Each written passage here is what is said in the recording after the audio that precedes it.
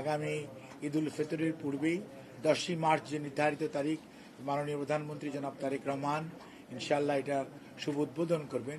সেই লক্ষ্যে আমাদের সকল কার্যক্রম চলমান, সকল পর্যায়ের কর্মকর্তা এবং কর্মচারীগণ বিভিন্ন মন্ত্রণালয় এবং সংস্থা তারা তাদের দায়িত্ব পালন করছে। ফ্যামিলি কার্ড সবচেয়ে বড় জিনিস হচ্ছে যেহেতু এটা ইউনিভার্সাল কার্ড, কাজে এখানে কেউ বাদ যাবে না।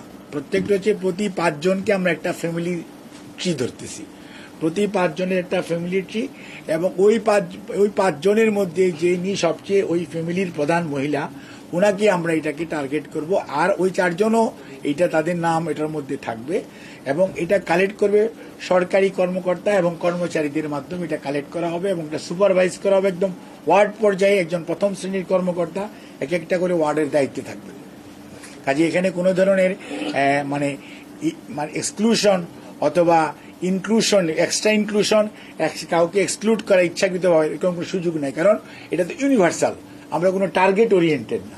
আমরা যখন বলছি যে একটা হচ্ছে যে হতদরিদ্র, আপনাদের বুঝতে হবে যে হতদরিদ্র, দরিদ্র, নিম্নবিত্ত, তারপর হচ্ছে মধ্যবিত্ত, তারপর হচ্ছে উচ্চবিত্ত। এই হচ্ছে বা আপনার হচ্ছে আপনার বাংলাদেশের যে সোশ্যাল স্ট্রাকচার যদি চিন্তা করেন, তাহলে কাজেই নিম্নবিত্ত মানে হতদরিদ্র, দরিদ্র, নিম্নবিত্ত এই 3 শ্রেণীর সবার আগে পাবে। আর মধ্যবিত্ত এবং উচ্চবিত্ত তারা ওনারাও কার্ড পাবেন, কিন্তু স্বাভাবিকভাবেই আমার মিসেস তো আর কার্ড পাবেন, কিন্তু তার তো আর এই কার্ডের সুবিধা নেওয়ার কোনো প্রয়োজন নেই। এরকম আমাদের সমাজে অনেকেই আছেন, বাট সবচেয়ে ভালনারেবল যে গ্রুপ, যে টোটাল পপুলেশনের নিয়ারলি প্রায় 40%, সেই গ্রুপ অফ পিপুল এটার সুবিধাটা সবার আগে পাবে।